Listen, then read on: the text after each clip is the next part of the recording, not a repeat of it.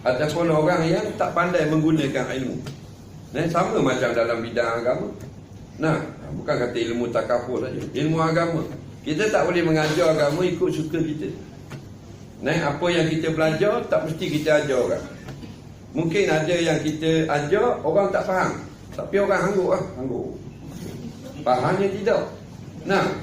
Jadi mengajarlah sekadar mana yang orang dapat terima ilmu itu. Maka begitu juga lah kalau bab-bab lain. Macam kita pandai masak, kita meniaga laku restoran kita, orang suka makan gula kita, maka ada orang tanya, saya nak belajar lah macam mana cik ni buat resipi. Kalau saya nak buka restoran di Kuantan pula, tu kita kena ajar kan. Tapi kalau kita tak ajar kan. Sebab kita ajar orang, takut dia buka restoran, nanti dia laku pula. Jadi dia laku, kita laku, sudah ada 2 orang kaya. Kita tak mau, kita mau seorang kaya. Ada tak? Ada pakai skim tu. Tu skim Fir'aun. Nampak tak? Ada ramai orang lagu tu. Dia tak mau ajar orang, takut dia orang lain dapat rezeki macam dia. Ini bukan daripada ajaran agama Islam. Islam share. Rezeki Allah siapkan. Faham lagi? Masing-masing senang susah, semua sudah siap. Jadi begitulah. Kalau kita pandai ilmu takafur, apa sebab kita tak ajar kita punya staf dan kawan kita? Kalau ada sebab yang menasabah, betul tindakan awak. Tapi kalau sebab-sebab awak bimbang nanti ada persaingan dalam mengejar pelanggan dan sebagainya, itu tak betul. Kerana rezeki kita tak ada orang boleh ambil. Rezeki ni ada jenis, 4 jenis. Rezeki mamluk, ada madmum, ada ma'um, ada maksum. Itu 4 jenis rezeki. Yang masuk dalam mulut kita rezeki apa? Kamu tahu tak? Betul tak? 3 lagi tak masuk mulut kita, masuk kocek kita.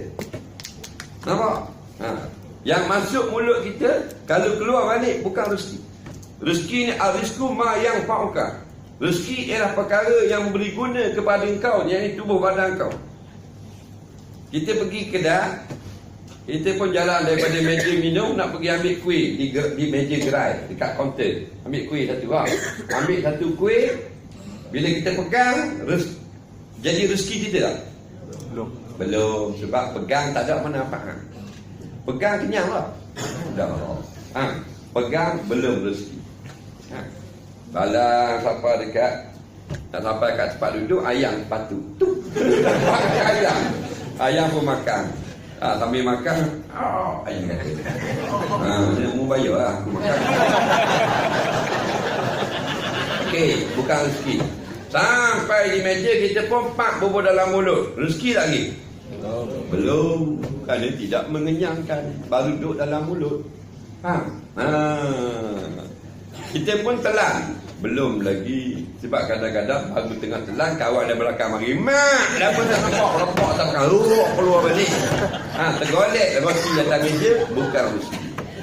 Rezeki ni bila dah telan, dia menjadi darah, menjadi daging, menjadi tenaga bagi kita, manfaat bagi badan. Itulah rezeki. Nampak? Kita pergi dapat gaji 3,500. Balik rumah 3,500. Serah ke bini 3,000, dia bagi balik 500. Kita yang kerja, bini dapat 3,000. Jadi dalam 3,500 rezeki kita 500 sahaja. Faham? 500 tu pun kita bolang kocek, belum save. Kita buang air kejap, bini ambil balik 60. Contoh anak pula ambil kocek kiri 10, nak beli apa benda ni, spinner. Faham lagi? Jadi jangan kita tak ajar orang, takut tak cukup rezeki kita. Faham tak? Yakinlah rezeki kita tak ada orang boleh ambil. Rezeki anak bini kita dah, walau lalu kot tangan kita, tidak akan dapat manfaat kepada kita. Jadi jangan kedekut ilmu. Kita kedekut ilmu biarlah berpatutan dan sebab yang menasabah. Soalan seterusnya, kita tak perlu takafur, dia kata. Semua yang bila kita mati adalah rezeki untuk anak-anak. Jawabnya betul. Dan tidak salah orang yang takafur.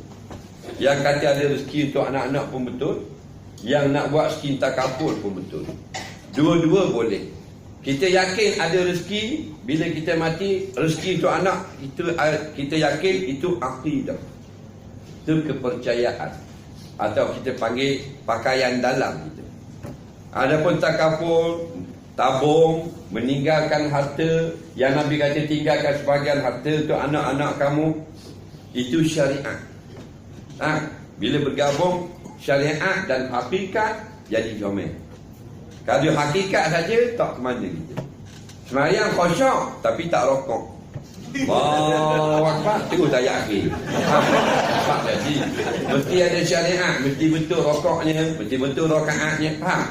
Jadi Nabi tak kabur. Taklah kamu masuk skim takaful. Nabi tak ada kata orang tu. Tapi Nabi berpesan, tinggallah harta untuk anak-anakmu. Faham? Adakah tinggal itu wajib? Bukan, sunnah. Jadi termasuk apa skim insurans yang tak bercanggah dengan syarak, masuk dalam perintah Nabi yang sunat tadi. Jadi kena faham baik-baik.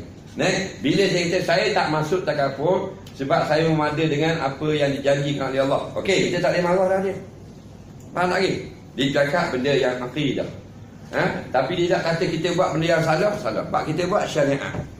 Nampak? Pakaian dalam, pakaian luar mesti kena pada tempatnya. Jadi kalau kita pakai pakaian dalam akidah kita, walaupun kita masuk skin takaful, kita kena yakinlah segala-galanya Allah. Ini hanyalah usaha saja. Betul tak? Itu pakaian dalam. Jadi pakaian dalam kalau pakai sebelah luar, balik awal. Faham? Jadi Superman. Uduh begini. Orang pakai baju kurung dulu, pakai berat belah luar. Balik awal aku apa lagi. Kalau tak ada pun bunuh orang ni. Kalau lupa ni pelik ni. Maka kena ingat. Luar itu kita meninggalkan harta, sama ada bentuk insurans, sama ada kita tinggal itu duit kita bagi sendiri masuk dalam bank kamu masing-masing, atau tinggalkan berbentuk tanah, property. Itu semua yang Nabi kabur, tinggalkan harta untuk anak-anak. Bukan wajib tinggal. Kalau kamu tinggal, lebih baik. Okey, sesama salah. Soalan seterusnya.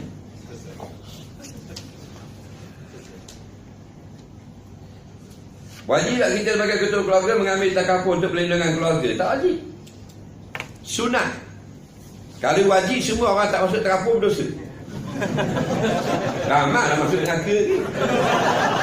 Beratus ramai nak balik. Mereka kata apa ni anak-anak ni. Jawab tak ambil takaful. Tak bodoh ni.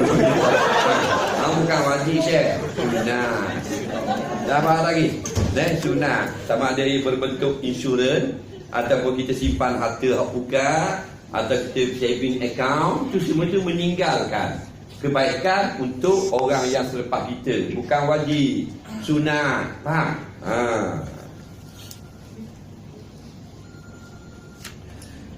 Selanjutnya kita berguru dengan bangsa agama segama dalam takaful. Bolehkah kita belajar ilmu niaga dengan orang bukan Islam? Baik, bagus soalan.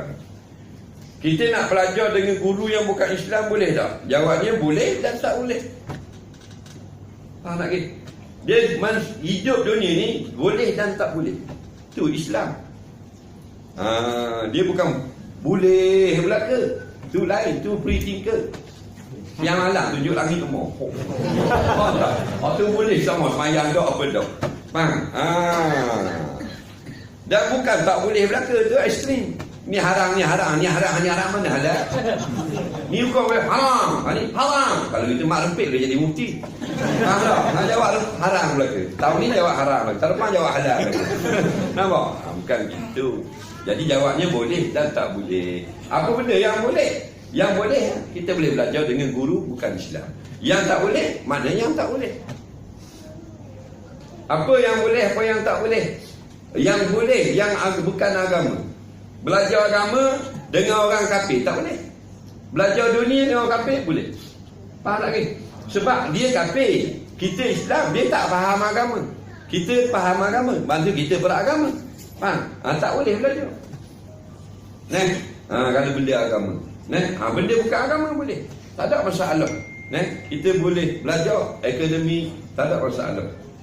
Jangan bila dia ajar akidah. Guru akidah saya Buddha, tapi dia ajar sunnah wal jamaah balik awal.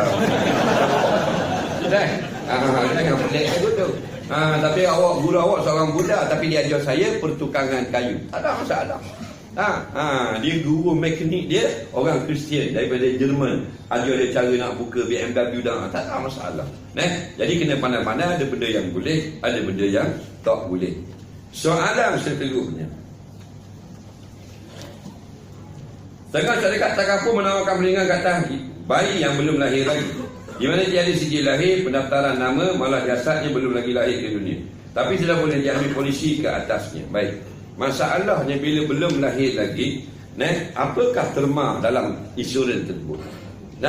Dia bukan, kita tak boleh nak kata halal haram ni semata-mata dengan soal begini saja. Terma syarikat itu sendiri mesti ada terma, bukan pakai sains insurans kan? Mesti ada surat-surat yang perlu kita lihat perjanjian dia macam mana. Jadi kadang-kadang dengan terma-terma tu yang menyebabkan terjadinya kemuskilan dalam nak menjelaskan hukum. Macam mana lahir, mana dapat mati dalam kandungannya, hukum lagu mana. Dan sebagainya kita tengok dulu terma-terma tak sama. Lepas tu satu jawapan untuk satu syarikat kadang-kadang tak boleh pakai untuk syarikat lain. Awak berlaku masalah faraid, mari tanya saya, awak tak boleh pakai untuk jawapan untuk keluarga awak faraid. Sebab awak lain, awak pak saudara 3, mak saudara 2, dia mak saudara 1, tok ada pula 1. Dia lain, faham lagi? Jadi jawapan dia mesti lain. Soalan seterusnya, betulkah kalau ada takaful akidah kita akan rosak kerana tidak bergantung pada Allah? Jawabnya betul juga dan tak betul. Bila betul juga kalau orang yang tak ada asas akidah, nampak? Dia tak ada asas. Macam orang kafir, dia pegang dia insurans je. Orang kafir dia pegang pada alat, pada kelengkapan. Nampak? Batu orang kafir yang hebat-hebat, yang CEO, kepala-kepala semua, bila gagal, tembak pada. Pasal apa? Pasal dia pegang dengan usaha dia. Kita tak pegang dia usaha, kita tawakal pada Allah. Jadi di mana syiriknya kalau kita jahil?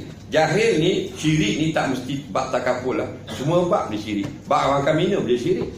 Bab berobat dia jadi syirik. Dia kata doktor yang menyembuhkan ayah ni.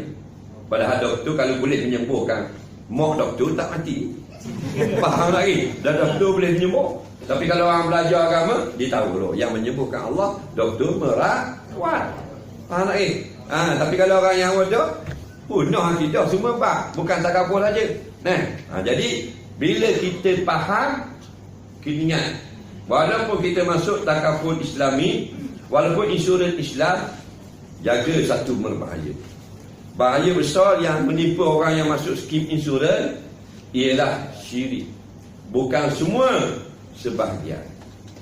Tadi yang tak tahu kada, awal-awal dah jahil.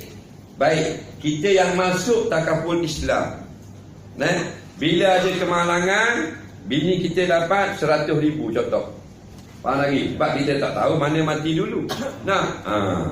Kita mati dulu ke, bini kita mati dulu ke? Betul tak? Mana bini kita mati dulu.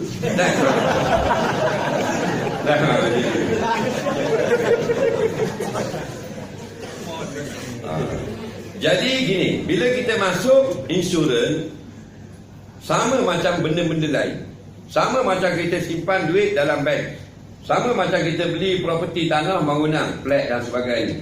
Sama saja. Iaitu, ingat, yang menjamin masa depan anak isteri kita bukan dunia, bukan insurans, bukan Allah yang menjamin. Kita duduk konsep tauhid. Apa makna tauhid? Bukan angkat tangan lagu tu. Itu satu Malaysia. Tauhid ini pegang dalam hati, semua Allah. Tiada Tuhan selain Allah, tiada yang menjamin ekonomi negara melainkan Allah, tiada yang menyembuh melainkan Allah, tiada memati melainkan Allah, tiada yang menjamin masa depan anak-anak melainkan Allah. Bukan siji, bukan testimonial.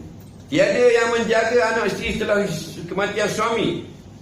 Insurans bukan, semua Allah Ta'ala pegang betul. Jadi kalau kita sudah yakin, aku tak ada masalah dah, aku masuk takaful dah, kalau ada video ini garanti senang anak-anakku, kufur. Situ kufur. Kita sudah sama akidah dengan Yahudi dan Nasara. Yahudi dan Nasara, dia ada insurans, garanti senang anak-anak dia. Jangan garanti. La daminal fi hayah illallah. Tiada yang menjamin kebaikan hidup, Allah saja yang menjamin. Ada orang yang senang, tapi bila mati susah juga keluarga. Ada orang yang tak ada insurans RM1 pun, tapi senang anak bini dia, tak berlaku masalah walaupun dia meninggal dunia.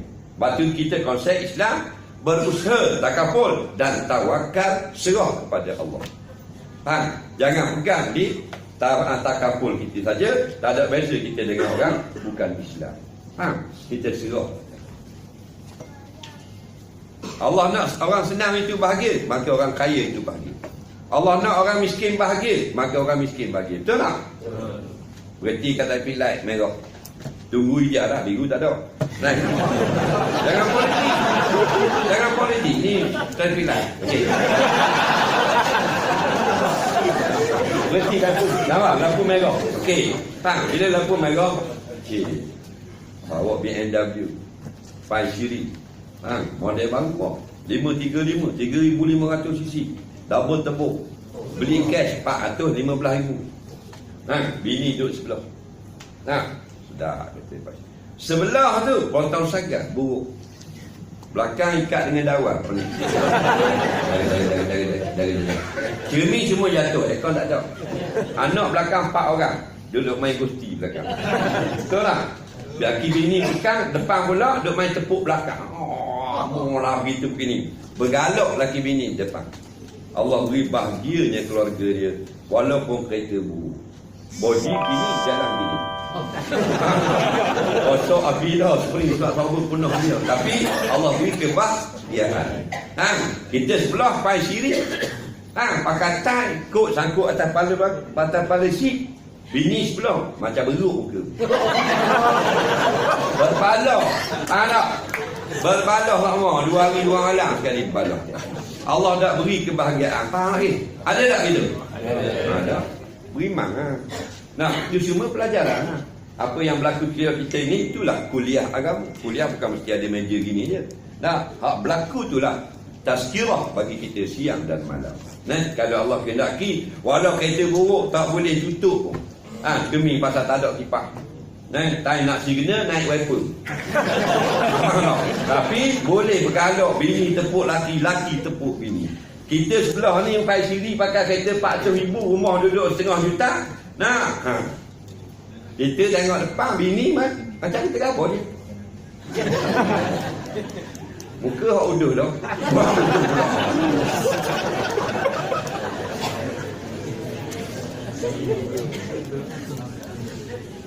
Sering kali kita dengar takaful itu menipu. Tapi macam mana pula dikatakan takaful itu sangat penting dalam pembangunan rumah. Dia begini, tak ada kira. Kalau kata benar, lawangnya tipu. Faham lagi? Dia gitu je. Benar, lawang tipu. Tipu, lawang benar. Jadi, kalau sebut benda baik, itu fitrah. Semua manusia nak benda baik. Faham? Daripada kutub utara sampai selatan, semua orang tidak mahu ditipu. Daripada kutub utara sampai selatan, tidak ada satu negara yang mahu sakit. Itu fitrah. Baik buruk, orang nak baik. Kaya miskin, orang nak kaya. Senang susah, orang nak senang. Tawa menangis, orang nak tawa. Kau tak buat pula susah. Jadi kita ni, apa jua pun ada 2 pilihan. Penjual yang jujur atau menipu. Insurans kita tak? Mau nak masuk menipu ke nak masuk jujur? Pilih. Bukan kata insurans saja, semua. Dan kalau kebanyakan sekarang, kebanyakan menipu. Bukan semua, kebanyakan. Sebab apa? Akhir zaman. Akhir zaman ni menipu menjadi trend. Sebab apa? Sebab dia amalan orang atas. Daripada atas sekali, tak ada rambut. Siapa tu bawah? Jangan politik. Siapa ke rakyat tu lah? Hampir kerajaan tipu rakyat ada. Rakyat tipu kerajaan, majikan tipu pekerja, pekerja tipu majikan, guru tipu murid, murid sekolah tipu guru, bini tipu laki, laki tipu bini, anak tipu ayah, ayah tipu tok. Betul tak? Pasca pukul 10 malam, dia balik pukul 7. So member dia pangkat 3 jam lagi. 1 jam dapat RM9, dah RM27. Faham? Saya tak kata kalau mau amalkan 13 tahun, lepas main PCG. Tipu majikan. Majikan tipu pekerja. Dia kata tak ada duit, tak lewat overtime pasal duit joli. Faham? Tipu pekerja. Itulah. Rakyat tipu kerajaan. Ada tak? Tipu. Katanya ibu tunggal tak dapat bantuan. Padahal laki hidup lagi. Dia kata laki dia di Baham Buaya. Untuk dapat RM500. Tipu kerajaan, betul tak? Tipu kerajaan. Kerajaan tipu rakyat. Itu sudah wajib.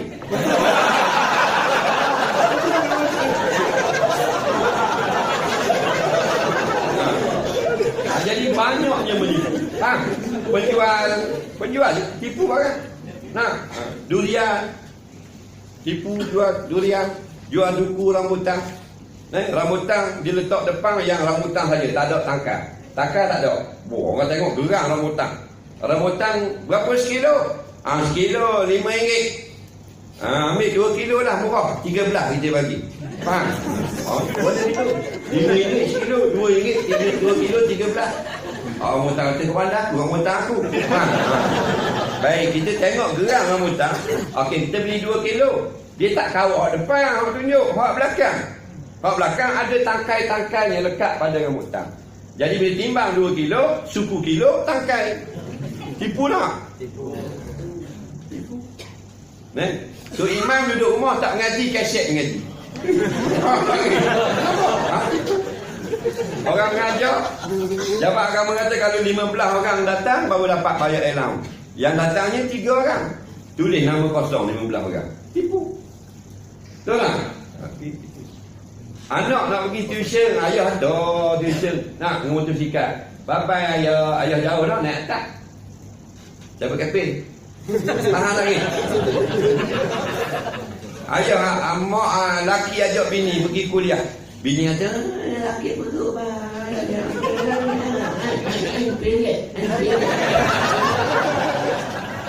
Period dia kata ke laki, tak lagi kuliah. Laki dah jauh, buka. Final lagi lawak. Dia nak tengok tu, period kau kering dia. Bini pula tipu laki, tu dah modal. Pakai baju Melayu pun semua. Nak pergi mana mak tahlil. Nak pergi tahlil padahal nikah budak sekarang. Ini jadi dah menipu. Jadi kita pilih kita nak tuduh-tuduh orang tak boleh. Buat jangan sampai kita ni Nabi tak ngaku umat. Laisa minna man basya. Orang yang tipu orang lain bukan umat. Betul kata betul. Duit yang betul kata duit betul. Duit tak betul kata tak betul. Jangan kata derma. Jangan politik.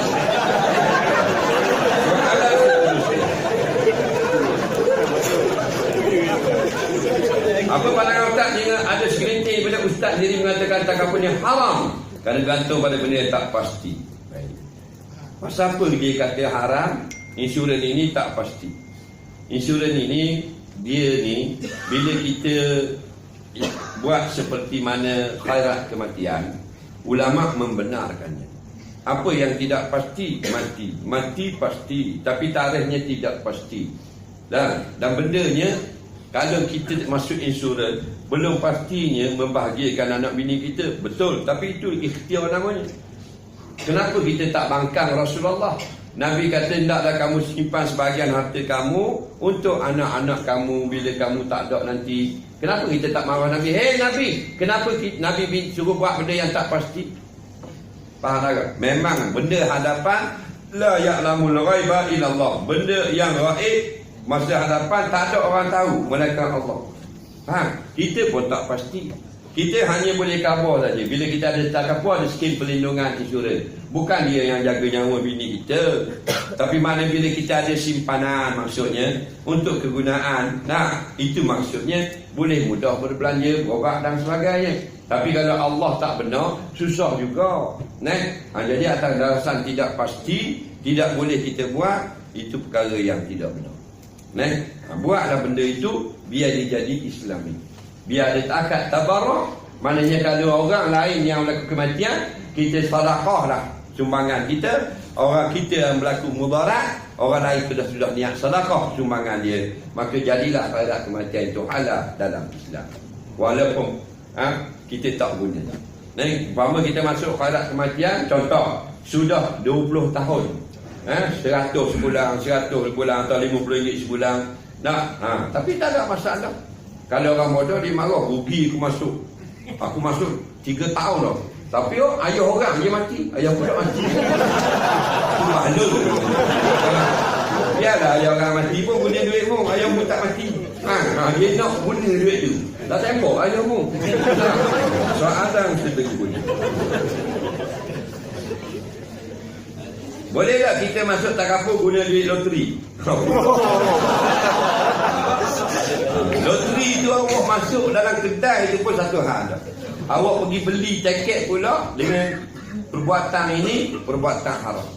Harapan lepas siapa pernah ambil nombor ekor loteri, taubat pada Allah. Allah dah heran kita buat dosa. Allah heran kita tak mau minta maaf. Pelik sungguh kita. Minta maaf. Jangan kepala sangat. Jadi judi ni amalan syaitan. Kita ambil daripada judi, lepas tu nak masuk skim insurans. Bendanya asalnya Islamik, tapi guna duit nak judi. Ini benda ni karut belaka.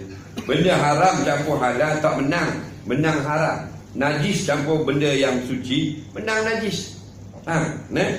Nasi air lah, bubur air. Bubur air seperiuk, lepas tu letak tai kucing sesudu. Kamu nak makan? Bubur nasi, bubur air seperiuk, 2 kantang. Banyak tak? Banyak. Tapi tai kucing yang baru berok, sesudu je. Kamu makan tak? Pasal apa? Sikit kan? Tu baru sesudu. Bayangkan kalau tai kucing sepuyuk dan bubur nasi sesudu. Faham lagi? Ada kaedah barang kotor. Faham lagi?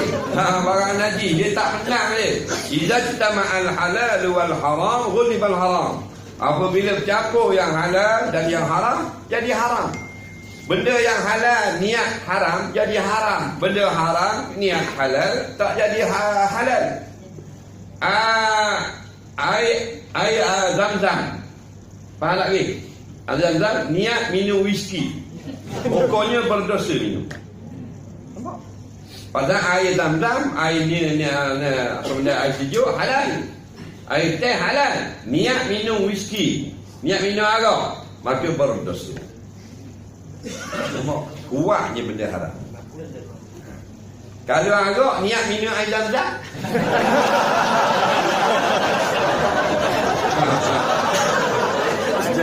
gini stop. Buih separuh. Saja aku minum air Zam-Zam.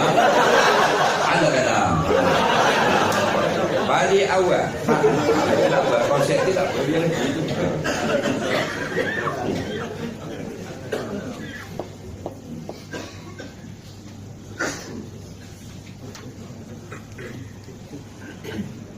Apakah hukum saya tidak? Banyak takaful. Banyak sangat takaful. Pelan, walaupun saya tahu memang yang perlu. Soalnya ada satu pelan tersebut. Saya dah kabur dah. Kalau benda meninggalkan kesenangan atau bantuan untuk anak bini kita, untuk kesusahan yang belum pasti, sunat. Kesusahan yang sedang berlaku di depan mata, wajib bantu. Yang boleh jadi susah, boleh jadi tidak, sunat kita bantu. Faham lagi? Tapi kalau mana kita mati, adat kata memang mudarat, maka jadi satu kewajipan meninggalkan harta. Meninggal itu tak mana berbentuk takaful, berbentuk saving account umum. Dia tak akan pergi kepada satu-satu jenis harta saja. Perlukah saya minta izin suami kalau saya nak masuk takaful? Jawabnya, tengok harta siapa. Harta bini, maka sunat kita minta izin suami. Harta suami tak boleh, harta dia. Jangan pandai-pandai ambil. Ada jenis bini ni, dia ni berakhir ambil pakaian suami, beri ke adik dia, beri ke ayah dia. Suami nak pakai kata seluar abang biru tu mana? Yang beli tu. Beli di Singapura lah. Ayah kenal, beri ke ayah. Ada kot pesing tu. Jangan. Minta izin suami dulu. Faham tak? Telefon kalau ayah kata nak pergi ke ayah seluar selat, kena tanya suami kita, jangan pandai-pandai beri. Nah, ada orang yang pakai beri je. Nah, dia kata lelaki. Tanya dulu. Nah, bang, ayah ada mari rumah ni. Dia kenal tak dengan seluar abang koko tu? Nah, dia boleh tak nak beri ke ayah ni? Suami jawab, Allah bukan orang lain. Ayah awak ke ayah tok tua raya juga. Gini RM50. Ayah, dah harta ni. Nak kata apa?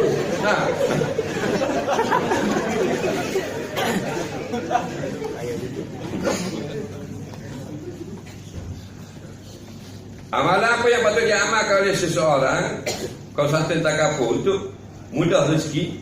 Saya kata jumpa orang mereka suka dengan kita, biasa ada semangat kerja, sihat tubuh badan dan cergah.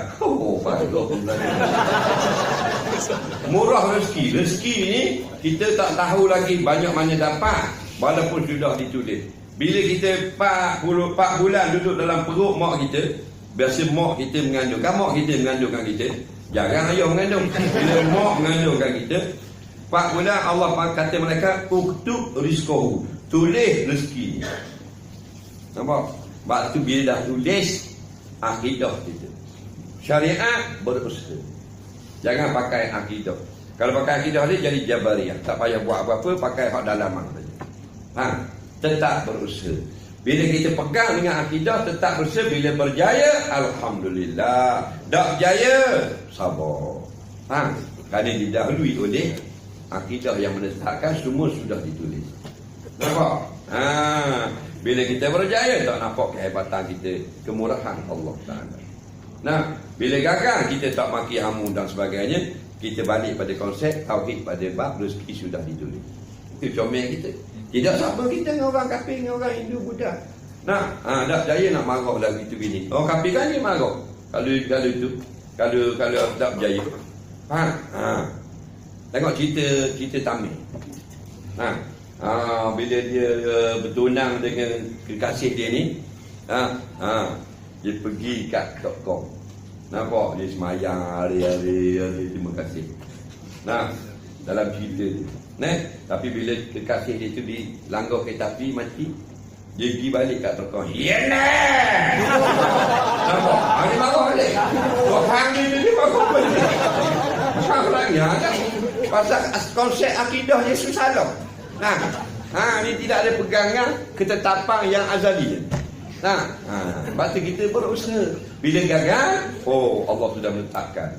Aku tidak berjaya lagi hari ini. Esok belum tentu. Walau telah tulis, aku tak dapat baca. Kalau kita ada gambar, malaikat senang pula. Malaikat rezeki. 002 malaikat. Tak, esok ni saya macam mana dapat? Pelanggan dapat tak esok? Esok pelanggan awak keluar pagi petang tak dapat seorang. Baik awak pagi. Senang pula tak? Tak payah keluar lah esok. Betul tak? Ni dah injabak je. Nampak? Mana tak keluar ni? Tak ada benda ni. Tak. Itu kata. Jadi lina meluakum ayyukum ahsanu amala. Aku teh kamu. Aku tak khabar. Berusaha lah. Kamu ada orang yang baik amalan. Faham lagi? Lepas tu kita seronok. Lepas tu orang yang dekat dengan Allah, bila keluarga dia gagal, bercerai dan sebagainya, dia relax. Putus tunang relax. Pasal apa? Pasal dia pegang kemah. Dia pegang kemah. Kita kasih baru tak jawab mesej lambat, nak terjun bangunan. Ada budak lelaki gitu, dia nak terjun bangunan. Nak terjun bangunan kerana awet dia tak baca WhatsApp dia dan dipercayai ada kekasih lain. Muda lagi 18, 19. Jadi orang telefon, dekat 2 jatuh pun tak mampu rasa. Dekat 2 dia nak terjun. Bawah ni ada orang kapur apa semua. Orang terjun tengok tak. Budak pening. Jadi ki tak jawab, tak baca WhatsApp ni nak terjun tak baca mesej. Macam ni tak reti ni. Tak ada konsep tauhid. Lagi. Kan Allah mengaturkan segala-galanya. Bukan kita bos. Jadi orang pun tunggulah. Orang nak pergi ambil kekasih dia ni. Yang nak tu, sorry, yang nak terjun tu perempuan. Orang pergi cari boyfriend ni. Orang tunggu nak tengok hebat mana perempuan ni. Sampai perempuan ni nak buang nyawa. Rela habis nyawa kerana seorang laki-laki. Abang nak tengok ha? Perempuan muka macam duduk atas kapal begini. Tak jadi. Okey kalau terjun pun. Betul tak?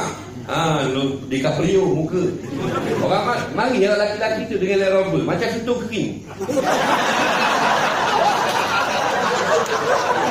Macam tu pun nak terjun dah. Bodoh tu. Dia kena faham. Kalau macam Nabi Yusuf okey ke? Muka bercahaya semua. Macam sentuh kering. Jalan pun melenggang-lenggang dia jari. Ini masalah. Faham emak ni kita. Tak ada benda pun. Sini negeri ni, negeri dunia, negeri masalah. Mu okey hari ni, nanti ada masalah pula. Betul tak? Awak apa dah awak? Dulu tingkatan 5 sekolah mana? Okey, masa sekolah tu ada tak masalah menimpa awak? Pernah tak awak ditimpa masalah? Bukanlah apa saja masalah. Adalah masalah.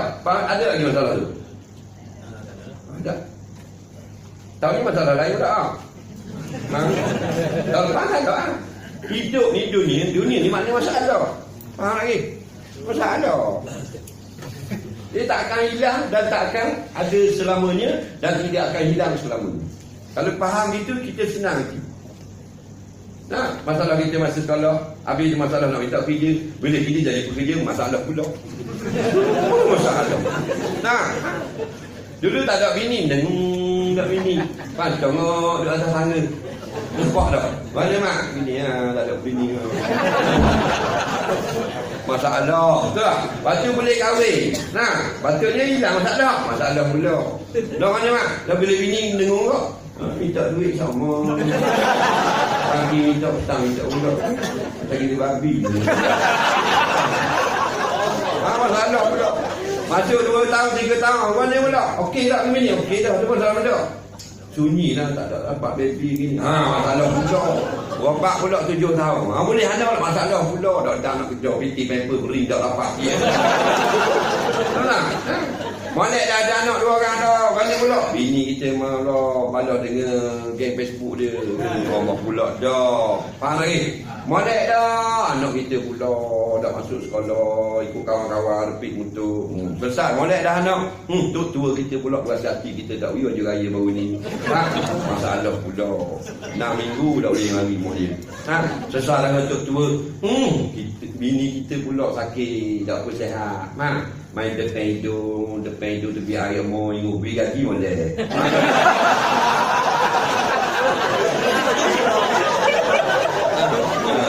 Boleh tak bini sehat kata anak sehat kata tu sehat kata bini pula nak bini jaga lagi. Jadi hidup masalah. Masalah hadapilah dengan tenang.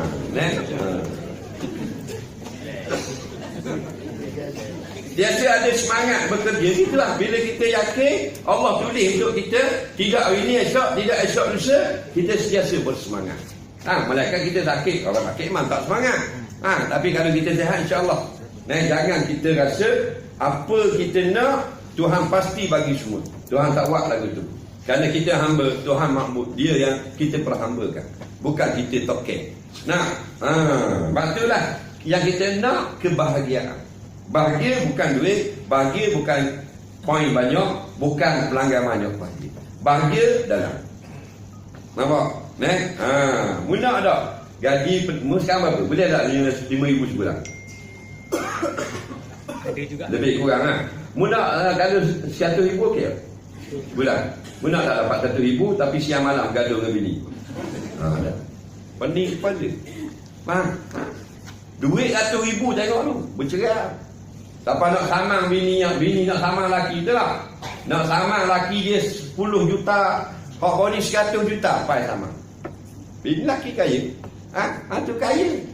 Kita baru boleh 4,700. Hak boleh juta-juta ni noh, batang dia dah transformer, nembok mau lama. Masalah. Jadi kita nak senang. Kalau kita miskin, senang hati tak apa. Tapi kalau Allah tambah rezeki, alhamdulillah. Itu baru seronok. Oh, jangan main dalam kepala. Nah, iti hadir pun tak senang tau. Tak senang. Nak pula bini jadi pok. Jangan politik. Aku tak sebut. Masalah jangan main. Orang saya kata orang buat tak molek ni bukan orang zuri. Kan kau ikhlas.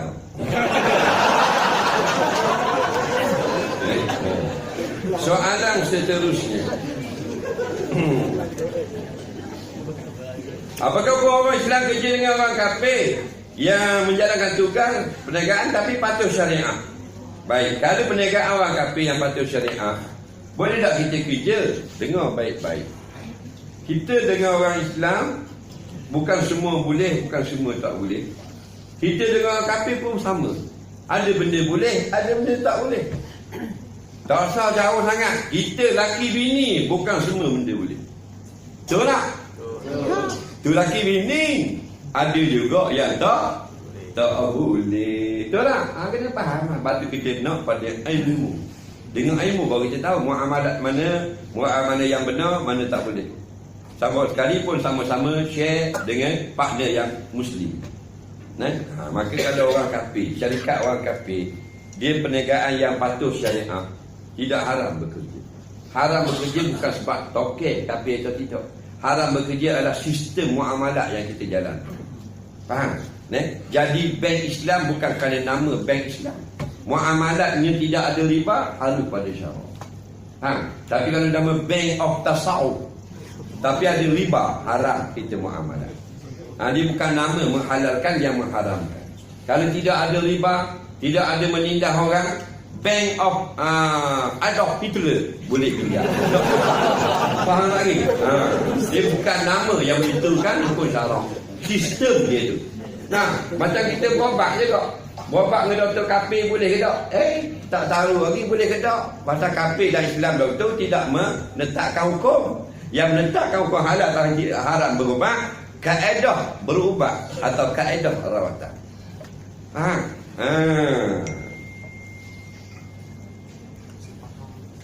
Soalan seterusnya. Seorang isteri yang ambil pelan takaful, namun suaminya negatif pada takaful. Kalau bekerja gaji tinggi, dia rasa tiada keperluan dan hebat pada anak-anak. Jadi kalau suami kita tak minat dengan takaful, dia gaji banyak, bini minat dengan takaful, apakah hukumnya? Hukumnya tak ada masalah apa-apa. Suami tak minat, dia punya pasal. Yang jadi masalah kalau suami tidak mengizinkan. Bila suami tidak izin, kena taat. Faham lagi? Jadi kalau suami tak minat tapi dia tak kacau kita, tak ada masalah. Faham lagi? Jadi bukan soalan suami minat tak minat, suami izin atau tidak. Kerana suami dia pemimpin dalam rumah tangga, walaupun gaji dia kecil. Ada seorang perempuan saya jumpa, dia adalah ketua, dia jual insurans. Dia dapat sebulan rata-rata dalam 450 hingga 500 ribu sebulan. Suami dia tak ada kerja. Suami dia suri rumah. Tak suri lah dia, duri rumah. Tak ada masalah apa-apa, kerana mereka saling redha meredai. Faham lagi? Sebab tu hidup kita ni nak berlebih kurang. Cuma suami tetap suami. Bila dia nak pergi, walaupun nak meeting di Jakarta ke Bangkok dan sebagainya, faham? Minta izin suami, kerana dia faham dia seorang isteri.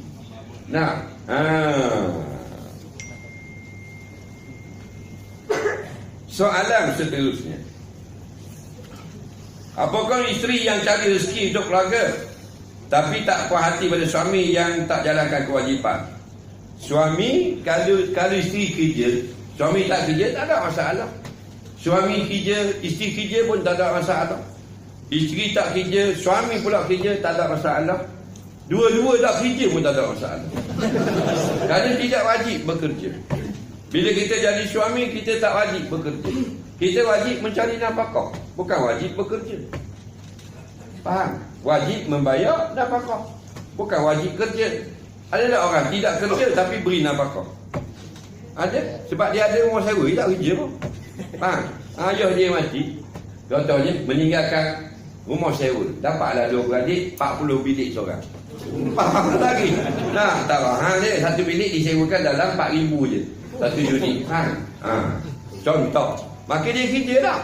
Tak bekerja lah. Faham lagi? Jadi kalau kita tidak pergi bekerja, kita tak dapat bayar nafkah, maka wajib keluar bekerja. Jadi asal bukan wajib. Okey? Jadi kalau bini kerja, laki tak kerja, asal siapa wajib kerja? Dengar baik-baik. Bila kita ni tidak ada nafkah, melainkan dengan bekerja, maka suami seorang saja wajib bekerja, isteri sunat bekerja jika membantu kekurangan suami. Tapi suami tidak ada hukum suami boleh paksa isteri kerja. Tak ada dalam Islam. Dalam Islam, isteri tak wajib kerja, duduk saja di rumah. Mereka berhak dapat 3 perkara: makan, minum, pakaian dan tempat tinggal. Itu sistem Islam. Dan kalau isteri nak kerja, tak salah, kena ada izin suami. Faham? Jadi kalau kita rasa nak jadi yang terbaik, bini tak kerja. Kalau boleh buat lah, kalau mampu. Itu yang terbaik. Sebab bila kita balik, bini ada. Balik, bini ada. Balik, bini ada. Bila bini kita sibuk, balik tak ada. Balik tak ada. Balik tak ada. Jeng kat kita. Faham lagi? Kita kerja jauh kadang-kadang. Ada kerja jauh. Kena pergi ke Indonesia, kena pergi ke Singapura. 2 minggu tinggal bini. Last kali tinggal itu bini period. Faham lagi? Kita balik hari ni setelah 15 hari tak jumpa bini. Kita pun turun flight di KLIA, terus WhatsApp ke bini. Betul tak? Masuk singkat Malaysia, WhatsApp bini.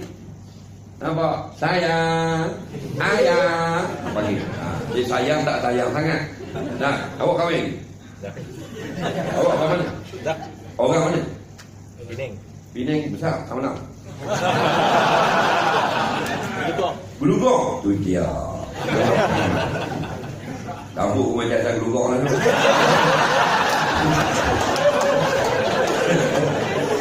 Lepas tu bini orang mana? Kelang. Kelang. Tu dia. Di Pulau Pinang tak ada perempuan lah. Yang comel kat sini. Lewat jodoh. Tu baru balik akil dah. Akil panggil. Nanti lu panggil bini apa? Ayang. Sayang. Ya. Sayang tak sayang sangat. Kalau nak sayang pure, buang S. Ayang. Dia panggil kali. Ayang. Keras lagi. Diam. 1, 2, 3. Ayang. Ya, titik.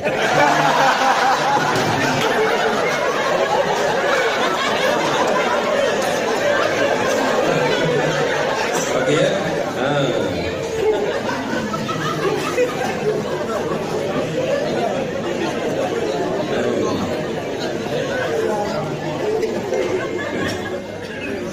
Jadi gitulah jadi isteri kita ni tak wajib kerja.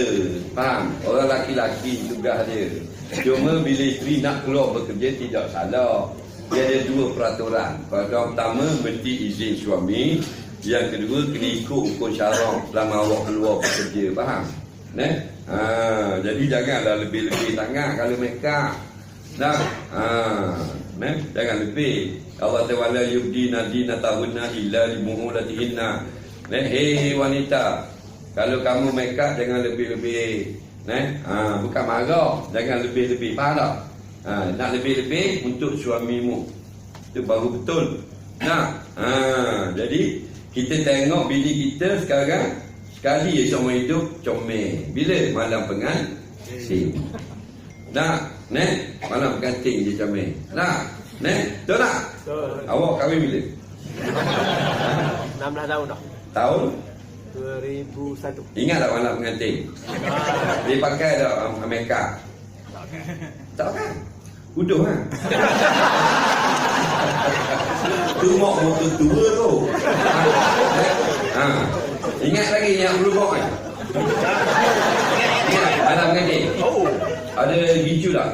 Ada shadow, ada blusher, ada eyeliner, semua ada. Oh, jom ni. Semalam ada? Ada.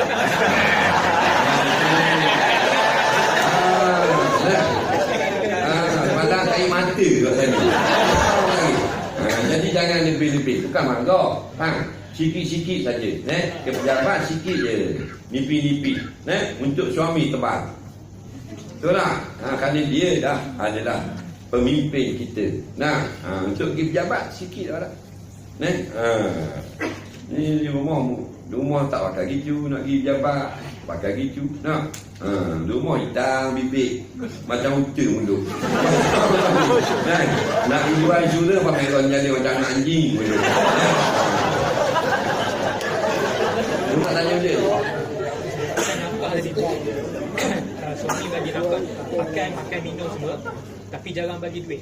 Apa hukum Ustaz?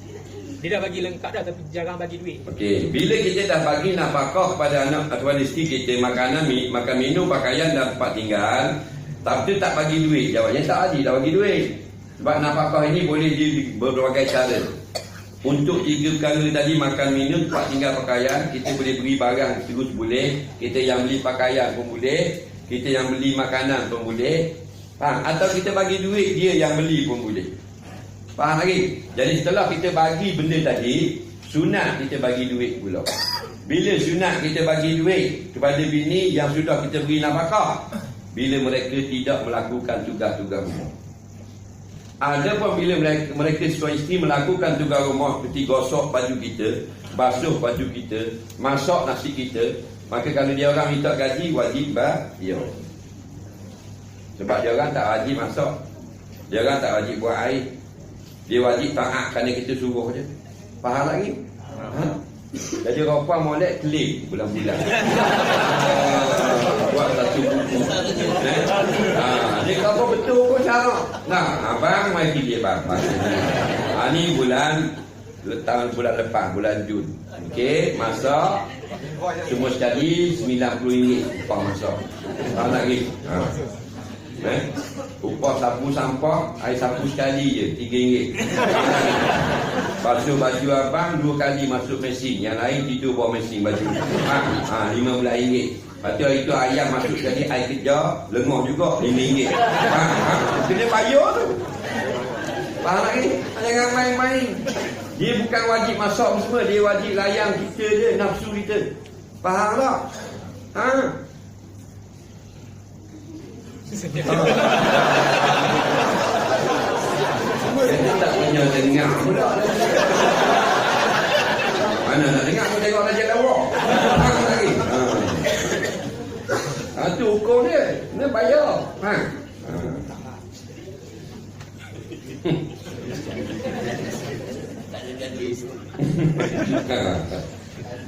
Orang yang bini tak dengar lagi. Kalau bini banyak duit tapi lelaki tak beri nafkah, dia banyak duit. Okey, soalan yang baik. Bini kita gaji RM850,000. Ada. Perempuan di Malaysia RM850,000 pendapatan sebulan, kontraktor lain. Dia pendapatan antara RM850 hingga RM1,000,000. Kita ambil minimum. Kontraktor kelas A. Contoh kalau lelaki dia RM850 sebulan. Konduktor. Jawabnya, isteri tadi, jutawan tadi tidak wajib keluar seseng pun untuk 3 perkara tadi. Wajib juga atas suami. Lama ni mu kena tipu. Saya tak berani ubah pun cara. Cuma kitab fiqh kata sunat isteri yang kaya melepaskan hak nafkah dari suaminya yang miskin. Sunat dia lepas. Abang tak payah bagikan nafkah saya. Abang berapa sen, kali gaji abang sebulan, sungguh kereta saya dah lepas. Dan bini pakai hasta mati kereta. Sungguh dia RM6,000. masuk sekali dengan ayam. 6,000 skuter. Ha. Dah laki dia 6,000 3 bulan. Nah, jadi kalau yang kaya sunat, nah, istibrah, pelepaskan. Abang tak payah bayar lah, saya bayar. Macam saya sebut tadi, yang insurans 450,000 tadi, tahu tak dia kahwin dengan laki-laki yang tidak bekerja. Umur 23, perempuan tu umur 39. Tahu tak, pakai baju gurung ini, gadek. 400 juta sebulan masuk. Ha. Jadi bila dia kahwin, dia hadiahkan kereta kepada laki dia yang tak ada duit ni, kereta lah, hadiah kereta. Kahwin bagi kereta. Kereta Mini Cooper baru sebiji dengan Nissan R35. Faham? Oh, bini bagi. Nampak? Ha. Ni ada pula ni orang mencari bakal suami. Dia semua kita atas resume. Boleh lah try. Dia kaya. Dia kaya. Beg tangan dia 80,000 sampai 300,000 se. Penuh pilih. Ha. Ha? Jangan sepuluh. Tak mana ada. Kalau tahu nasib baik. Nasib baik. Suami dia bagi 100,000 sebulan. Okey ya? Nampak? Ha, tapi bunyi pelik. Miau.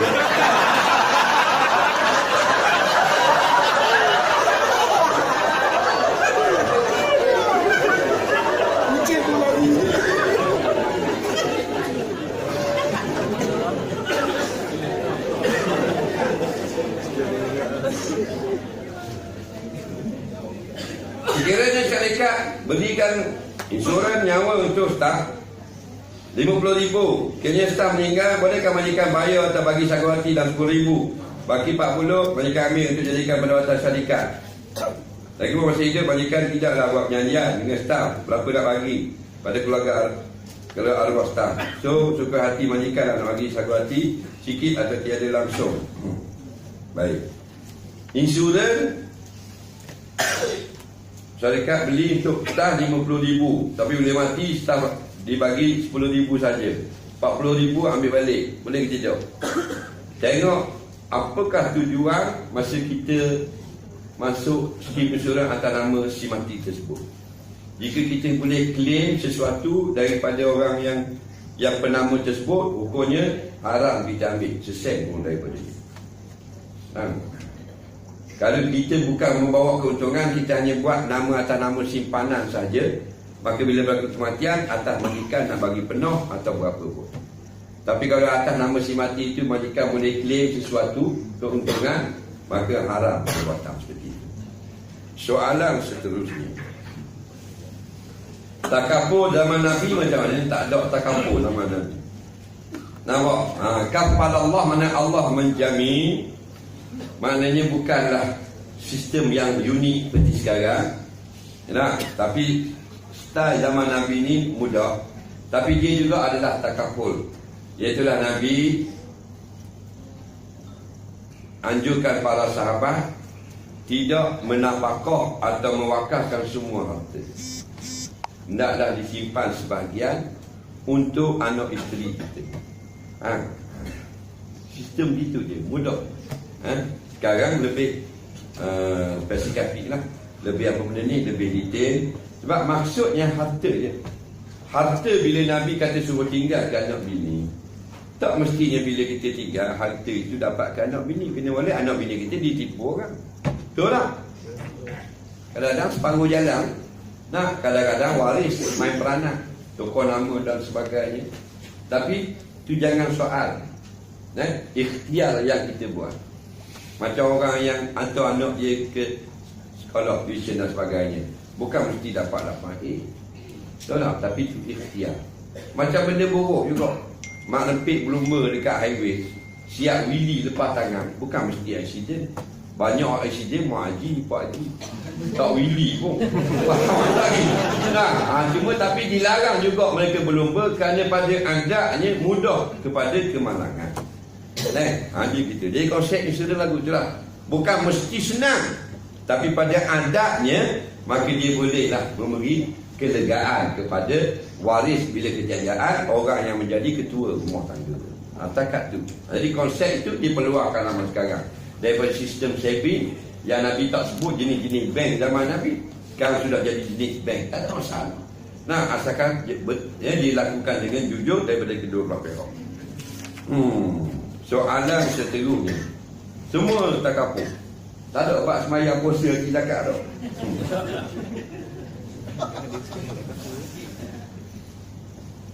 Bolehkah saya menggunakan hukum sebagai salah satu cara saya mempengaruhi bakal pelanggaran? Dosa tak saya? Apa cara menggunakan hukum itu? Kalau kita menerangkan hukum takaful, tidak salah. Tapi menggunakan hadis-hadis untuk menarik pembelian jualan negaan dan sebagainya tidak boleh. Bukan takaful saja, jual kismeh, minda ke apa. Jangan guna ayat Quran. Tapi kalau hadis menceritakan tentang kelebihan kurma untuk menghilangkan was-was daripada pelanggan, itu tak salah. Ini semata-mata kita nak gunakan hadis sebagai tempat berpijak. Jadi tengok ni, innamal a'malu binniyat. Ada hadis yang kita boleh gunakan dalam menerangkan skim insurans.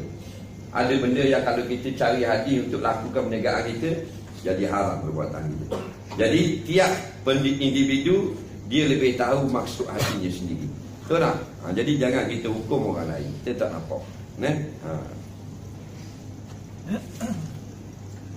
Bagi tip saya akan tidak terlalu mengejar dunia, sehingga saya sempat buat kerja-kerja yang wajib baik. Dia ni terlalu kejar dunia. Siapa tak ada benda yang wajib baik. Dunia Nabi kata mazra'atul akhirah. Dunia ini tempat kita bercucuk tanam, berkebun, dan hasilnya kita kutip di akhirat nanti. Betul tak? Jadi kita dengar pula tu imam selalu doa, Rabbana atina fid dunya hasanah wa fil akhirati hasanah. Kami nak dalam dunia baik, akhirat pun baik. Dunia baik, kita ada keluarga, ada kenderaan sendiri, ada punca pendapatan. Itu dunia yang baik.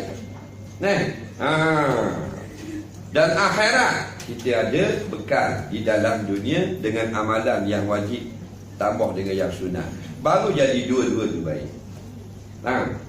Baru jadi baik.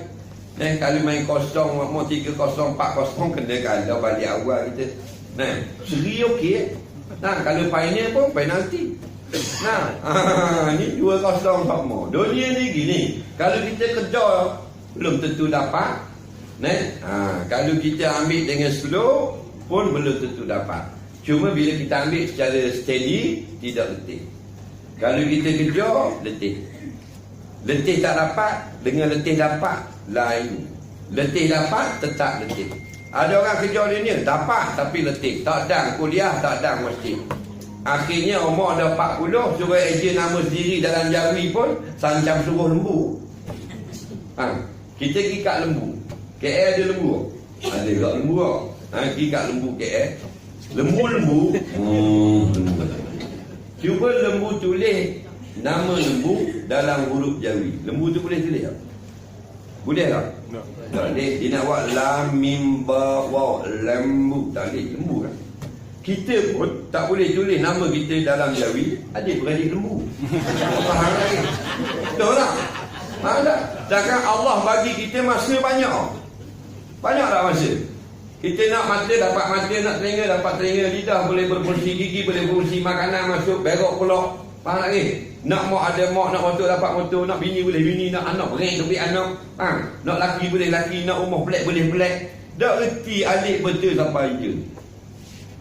Maknanya jahatnya kita dengan orang yang beri pinjam nyawa kepada kita. Betul tak? Somethingnya, wajarnya. Sesuatu kata aku nak faham surah Al-Baqarah, nama aku jawi kok tak begitu boleh lembunya. Faham lagi? Tapi bukan hak juri ni. Nampak? CIS tu.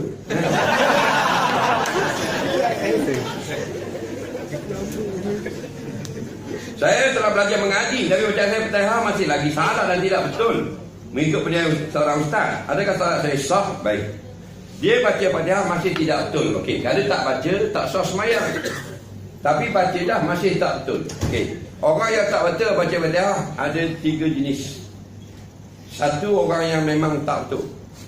Yang kedua, orang yang boleh betul. Orang yang boleh betul ada 2 jenis. Satu, orang yang rajin pergi belajar dan dia masih tak betul. maka dia sah semayang, cuma tak boleh jadi imam. Okey, semayang dia sudah sah, tak boleh jadi imam. Okey? Yang kedua, dia kalau belajar betul tapi dia malas belajar, maka tak betul, tak sah semayang. Faham lagi? Tak apa, angguk-angguk tak betul. Nah, aku kalau aku belajar sungguh-sungguh apa, tapi aku malas, tiada maaf bagi. Nak tak kapur nak apa tu mu punya pasal. Tapi semayang tak sah. Nampak? Bila semayang tak sah, tak ada semayang. Bila tak ada semayang, tak sah kata mu agung dia kata. Betul tak? Sultan dia kata. Kalau habis aku pun kapau kata. Bini kita tak semayang. Dia kata bini kita. Tak tahu kata kamu kembang. Bini kita tak semayang. Dia kata. Jangan politik. Jadi baca betul-betul. Baca betul bukan baca sedap. Baca betul. Wajib dan semayang baca betul, bukan baca sedap. Faham tak? Baca sedap, koli-kolinya. Nah, macam imam dari Jordan, dari Syria, dari Yaman, daripada Mekah, mana tu baca sedap. Berlagu-lagu dah, baca betul je. Alhamdulillahi Rabbil Alamin. Betul tu. Walaupun suara macam transformer. Nak betul dulu. Ni tak betul. Bagaimana gitu? Siratal ladzi na'an. Benda na'an. Agak na'an. Nampak tak? Nanti dulu. Tulis belakang kereta pakai. Kereta apa?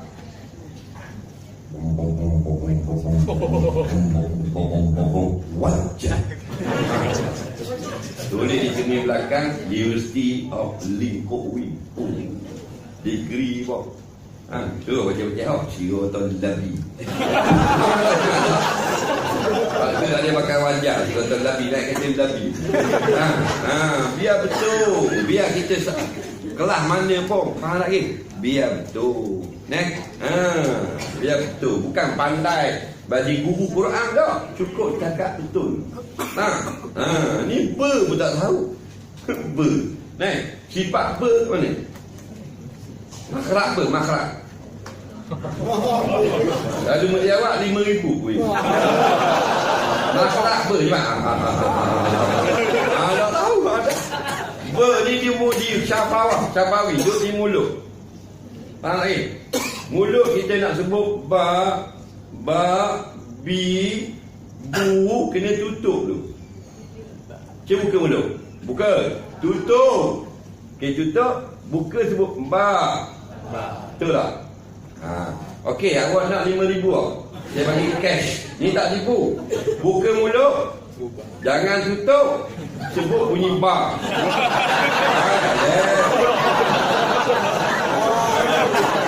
Boleh tak?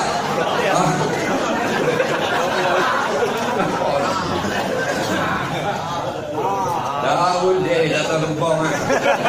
Mana? Buka. Awak buat bunyi ni. Bu. Buka mulut. Buka luar. Buat bunyi bu. Buka. Buat bunyi. Macam lembu je. Ada balik belajar lah. Masing-masing senang ni. Dia ni ada kaset, ada apa. Dia ni pakai pen. Tiru. Senang je. Nak seribu daya. Tak nak seribu daya. Ada imam yang kita tegur huruf ta dan ta, siratal ladzi dengan siratal ladzi. Jawapan dia lah dengan tidak niat bukan huruf. Apa dia kata? Dengan niat tidak bukan huruf. Tidak bukan huruf. Dia bunyi ta. Oh, jadi pakai niat pula sekarang. Dia tegur dia kata dengan niat tak. Jadi bila kata siratal laki, bukan ladzi dah laki je. Boleh tak? Betul lah. Dah kau ada key tak? Saya niat tu. Dan apa dah anak ambil. Salah tu tak boleh. Niat tak tukar tak ada. Salah tetap salah. Jangan kata niat tak tukar huruf. Masih nak jadi imam lagi. Tak. Dia gini. Kita nak tegur dia kadang-kadang. Jadi standard dia kita nak jaga kau. Kalau depan khalayak ramai, jangan tegur imam. Dia kena ada step dia. Macam majikan tegur staff boleh depan ramai, tapi staff tegur majikan mana boleh. Kena masuk bilik dia seorang-seorang. Nampak? Jadi komang nampak manager biung tegur. Jadi masuklah bilik manager, jet dulu. Nampak? Boh, learning kau semak boh. Seni menegur. Imam gitu juga. Jangan direct. Dan pula kita kena cari beberapa orang sebagai saksi. Kadang-kadang kita silap tengok. Jadi kalau dah jelas dah imam tu kerak kepala juga, ikat rendam dalam pondok. Habis jadi soalan yang berkaitan lebih kurang. Ada tak soalan lisan? Kita ada masa 5 minit saja lagi. Berarti 12 tengok. Lagi dia soalan lisan pak. Hal lain pula. Pening apa tak kapur. Ni. Kalau kita buat investment property, apa hukum dia? Sebab saya nampak setelah saya nak beli, saya jual, saya takut menindas orang. Okey. Dia ada kalanya menindas, ada kalanya tidak. Kalau kita beli ni bukan untuk orang ramai, kita beli bagi siapa-siapa yang nak beli, boleh beli. Contohnya kita beli tanah, harganya RM100,000, dan nanti kalau harganya naik pada RM330,000, kita akan dapat untung. Faham? Okey. Adakah kita niat nak menindas orang? Tak ada. Di sana hukumnya harus. Tapi kalau kawasan yang dibuka untuk orang-orang yang tidak ada tanah, kita juga yang ada tanah turut membeli untuk meniagakan balik, itu tak boleh. Itu kena menafikan hak orang yang masih belum ada tanah. Di situ haram. Macam orang yang peluang perniagaan 100 unit untuk berniaga kedai, yang mintanya 300, kita tak boleh pasang kaki, kita kena minta seorang. Tapi kita pasang kaki ramah 20 orang. 20 orang berjaya 3, dapat atas satu nama 3 kedai. Nampak lagi? Itu tak masuk yang bawah meja. Nampak? Jadi jangan ada di sana kita beli hak orang yang sepatutnya orang lain dapat, kita dapatkan kita. Kita beli atas properti bebas. Ada orang jual banyak-banyak, kita pohon satu dapat ke kita jual, dibolehkan. Selagi dengan syarat jangan tidak ada rumah, orang nak beli tak ada rumah. Biarlah dalam masa orang nak beli, rumah ada di mana-mana, boleh beli. Tak beli kat kita, beli kat lain. Biar sampai lagu tu. Okey? Jangan kita saja seorang membelinya. Rumah tu berkurangan, kita dulu beli saja. Jadi akhirnya kita yang tenang, orang lain tertindas. Soalan seterusnya. Balik pada tadi yang majikan beli untuk kerja dengan niat jika ada papasan tu sebahagian bagi pada dan sebahagian tu untuk cover expenses sepanjang dia. Untuk cover tak apa, sebab dia yang membayar. Ini bukan perjanjian dari bukan hak pekerja. Maknanya boleh lah. Boleh. Tapi awak nak bagi sikit tadi, RM50,000 dia RM10,000. Lagi kawan tu. Lepas tu menjual kepala dia. Lagi soalan. Ustaz, soalan saya macam ni lah. Kalau misalnya kita bekerja dengan satu company yang dia ada dua entiti, maksud saya macam bank, contoh bank komisioner dengan bank Islamic. Okey. Sama juga macam kami Zurich Insurance dengan Zurich Takaful. Okey. So ada isu tak atau ada permasalahan tak dalam pencampuran dia punya? Pencampuran itu jadi syubhah. Syubhah ini kalau kita ada yang tepat yang lebih baik, kita elakkan. Dia syubhah macam tadilah, kalau kita race motor tak mesti jatuh. Cuma banyakkan jatuh. Nampak tak? Dia gitu. Macam kita main di telaga kan, ada simeng telaga di kerek kalau kita berlari ke atas tu tak mesti jatuh. Tapi nak selamat berlari bawah. Faham lagi? Itu syubhah. Banyak yang jatuh. Nampak lagi? Kena jaga. Jadi bila kita dah ada skim Islami, itu terbaik. Yang tak ada Islami lagi, macam komisioner. Maka kita bila dah ada Islami dan komisioner, dah akan balik pada modal yang satu, sama macam kerajaan.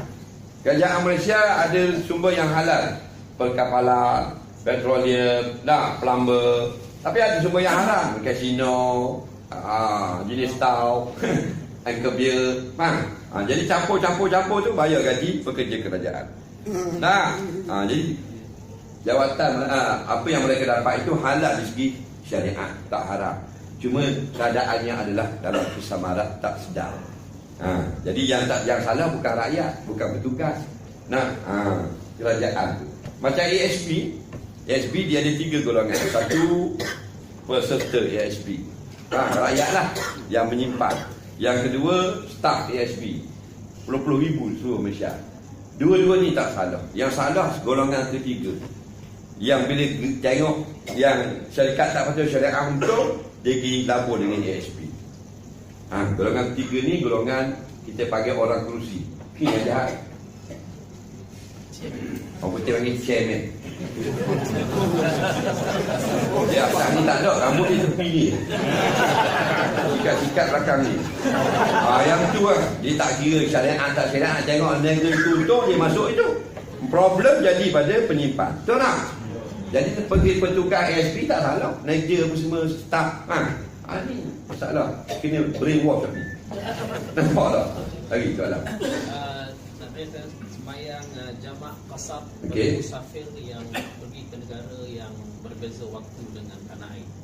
Okey, kita nak sembahyang macam mana? Soalan ni mana? Dengan kau tembak. Soalan? Katalah dia berbeza waktu. Katalah kita pergi ke negara buka ke Kena sibuk ke Jeddah lah. Okey, kan beza dalam perjalanan 8 jam. Okey, kita bertolak masa mana? Detail ke situ lah. Dia lain-lain kok. Katalah kita bertolak Lepas sembahyang Zuhur. Lepas sembahyang Zuhur. Okey. Lepas sembahyang Zuhur. Jadi maknanya kita boleh jamak Zuhur dan Asar di sini. Okey, Maghrib dan Isyak dia dalam Kapan terbang? Kapan tu pun dia masalah. Memang boleh. Boleh? Memang boleh. Apa tu? Pokoknya kalau Masa mana nak buat? Masa mana nak buat? Dia waktu ikut matahari. Dia tak ikut jam. Dia ikut jam bila kita di negara yang tak bergerak. Okey, kita nak mengikut waktu tempatan, waktu berlepas tadi Maghrib Isyak. Tak, dia ikut matahari. Negara yang kita lalu itu. Negara yang kita ada. Ketika dia akan Kita lalu negara. Dia ingat bila kita duduk setempat di Malaysia, kita ikut jam. Bila kita fly, kita kena ikut matahari. Waktu semasa itu. Waktu tak ada waktu. Tak ada takwim dah. Pasal takwim sambil berjalan tak ada. Takwim India ada, takwim belayar tak ada. Faham lagi? Jadi bila kita fly, katakan Maghrib. Nah, bila Maghrib ini bila tenggelam matahari. Ni kaki langit, ujung langit, ni tenggelam bulatan. Bila hilang zoom Maghrib. Okey, kita naik kapal terbang, ada tingkat tak? Biasa yang bawa penumpang dia ada tingkat. Naikkan kapal terbang yang bawa tanah, kita ada tingkat. Jadi boleh nampak tak matahari? Nampak di kaki ni. Ada lagi belum Maghrib. Kadang-kadang kita ada lautan Hindi, laut Andaman, betul tak? Sup hilang Maghrib. Mudah tak? Jamak. Kalau boleh berdiri, wajib sembahyang berdiri. Kalau berdiri, lagu wajib pramugari, sembahyang dulu.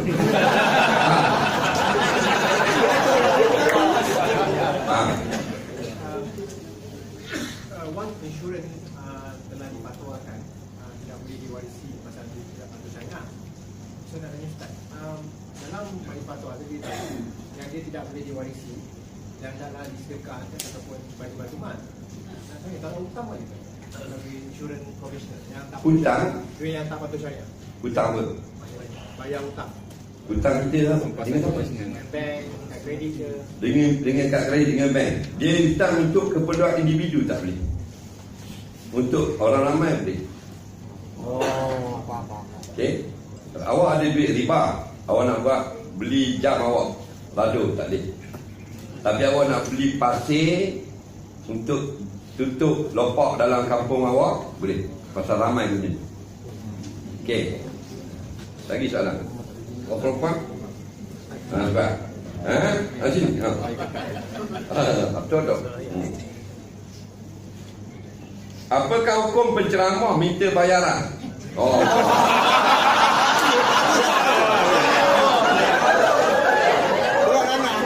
Penceramah minta bayaran. Tengok. Dia ada kalanya boleh, ada kalanya tak boleh. Nampak? Ada kala boleh, ada tak boleh. Okey. Dan mana lebih baik? Tidak minta. Ni sekarang kita kalau dalam bab mengajar Quran, ada kalanya boleh, ada kala tak boleh. Dia buka kelas Quran. Nah, kalau dulu sunat kita tidak minta. Sekarang kalau tak minta, fail lah. Sebab ustaz Quran dia sewa bangunan, beli semua kerusi sewa, awak nak free.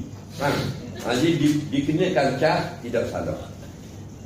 Tapi kita nak sebut ni penceramah yang tidak ada sewa apa-apa. Dia mari ke masjid, nampak tak? Dia mari ke masjid, dia mari ke surau, dia letakkan harga bayaran. Baik, letakkan harga bayaran kerana ulangan imbuhan dengan minyak dan sebagainya, dibenarkan syarak. Atas nama kita menyampaikan hukum ke Allah, kita nak dibayar, khilaf ulama. Pendapat yang lebih kuat tak boleh. Tapi inilah yang berlaku dalam masyarakat. Lepas tu kita nak pesan, kalau yang jenis cah, mu nak panggil aku, mu kena bayar banyak ni, tak usah panggil.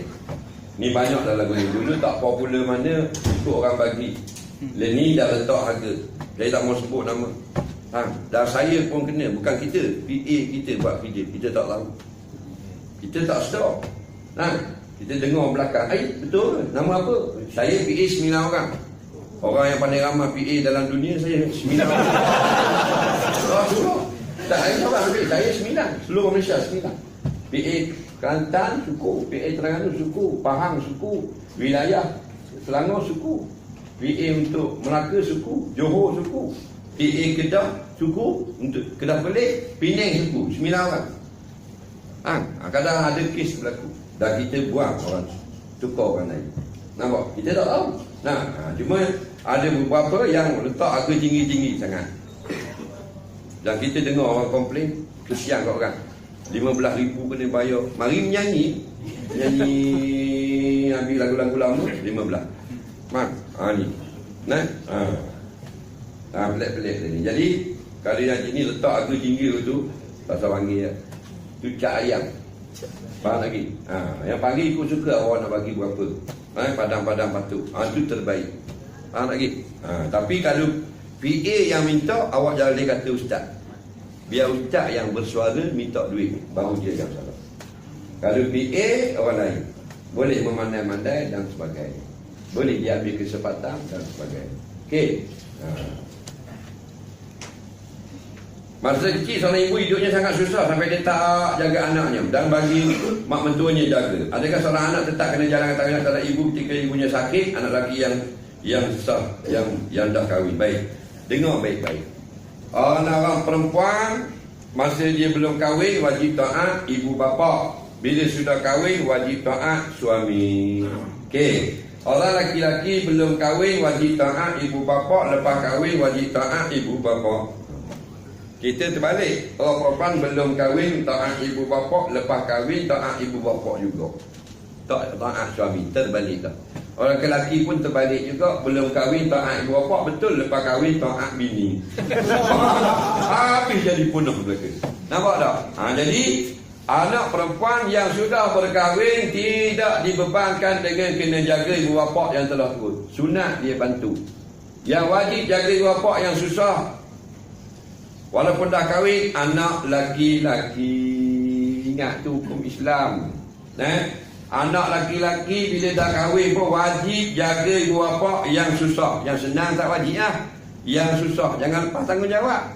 Jangan kata adik perempuan mu, jangan marah kakak mu. Sebab dia hukum Islam. Bila dia dah ada suami, dia tidak diwajibkan jaga ibu bapa. Kita yang dah ada bini, wajib jaga ibu bapa. Dia anak laki-laki. Allah ni maha adil. Betul tak? Pasal orang perempuan, dia kena tumpukan satu kata untuk suami dia. Soalan lisan yang terakhir.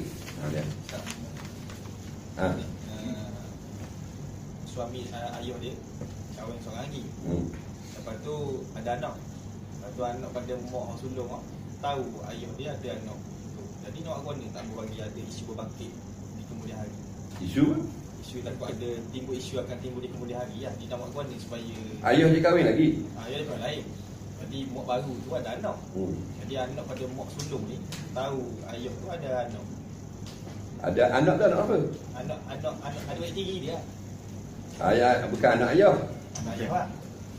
Anak ayah dia. Dia kahwin boleh kahwin dengan anak dara, bini baru. Boleh anak. Boleh anak. Dah benda soalan. Apa patutnya dia buat supaya tak ada isu dia kubur Bini lama nak claim. Bini lama pun ada anak juga. Dengar baik-baik. Ayah kita kahwin, ayahku kahwin lagi. Nampak? Ayah kita kahwin okey. Ayah kita kahwin lagi dengan isteri baru. Faham? Faham soalan? Banyak apa? Bila kahwin dengan isteri baru, contohnya dapat anak. Kita dapat anak lah. Jangan dapat cucu selalu. Dah, betul tak? Dapat anak. Okey, dapat anak perempuan. Contoh, kita anak ayah juga, tapi mak lama. Mak long kan, bedah kan. Kalau bini baru ni, anak dapat anak. Okey, dia kata anak tu adik-beradik tiri dengan kita kan. Situ salah kau. Bukan adik-beradik tiri, adik-beradik betul. Nampak? Adik-beradik sebapa boleh jadi wali. Faham? Dengar baik-baik. Untuk jawapan ini, dengar last kopek. Kita adik-beradik ada 4. Satu adik-beradik seribu sebapa. Hukumnya. Ini adik-beradik seribu bapa, mahram sampai mati. Faham? Yang kedua sebapa mak lain. Bapa sama mak lain macam soalan tadi. Ini orang panggil adik-beradik sebapa. Dia kuat. Nampak tak? Boleh jadi wali. Faham? Yang ketiga seibu bapa lain. Mak dia janji dengan ayah, kalau ayah masih tak nak kahwin juga. Tahu perempuan ni tak tepat janji. Betul. Banyak yang sedih nangis yang lelaki dia mati. Sedih tau. Sedih sekejap je. Bila habis dah kahwin juga. Itulah perempuan. Betul tak? Lepas tu berbalik ni, dia gelugak. Balik ni, panggil. Jangan main tak. Saya nak tanya, hang boleh tak janji kalau aku mati? Kalau aku mati dulu, yang boleh hang mati dulu. Kalau aku mati dulu, hang takkan kahwin dengan suami lain. Bini akan kata, ya bang, saya berjanji. Dengar boleh, percaya dengan. Sebab perempuan banyak kan kita sedih masa mati je. Bila dah habis edah, dia akan kahwin juga. Tak boleh melawan, tak boleh lawan dengan kesetiaan orang lelaki-lelaki. Orang lelaki-lelaki hebat. Sebab bini tak mati tu kahwin je. Betul tak? Jadi yang keempat ni, mak lain, pok lain. Tu baru adik-beradik tiri. Ayahmu kahwin dengan janda ada anak dah. Tu baru adik-beradik tiri. Tak boleh kahwin. Faham lagi? Tak boleh duduk berdua-duaan. Batal hari semayang, sah nikah. Jadi nak hilangkan fitnah, jangan duduk dalam bilik yang sama. Faham lagi? Jadi yang 3 lagi adik-beradik betul. Adik-beradik seribu sebapa, adik-beradik sebapa macam dalam soalan, adik-beradik seribu saja. Ni semua adik-beradik. Boleh bersalam, boleh bawa motor pergi mandi air terjun. Faham lagi? Kata adik-beradik. Yang keempat ni tak ada kena-mengena. Ayah kita kahwin dengan janda yang sudah ada anak. Faham lagi? Maka adik-beradik tiri. Satu lagi kena ingat adik anak tiri. Anak tiri dengan anak isteri. Faham lagi? Anak tiri lain, anak isteri lain. Kita kahwin dengan seorang perempuan janda. Janda. Janda tu ada anak dara. Faham lagi? Bila kita kahwin dengan janda, lepas sah nikah, anak dia adalah anak isteri, bukan anak tiri. Faham? Lepas kahwin, aku terimalah nikahnya, sah belaka. Maka janda tu jadi apa dengan kita? Isteri. Anak dia? Anak isteri. Bila kita jimat malam sekarang, Petang pun tak apa. Kalau tak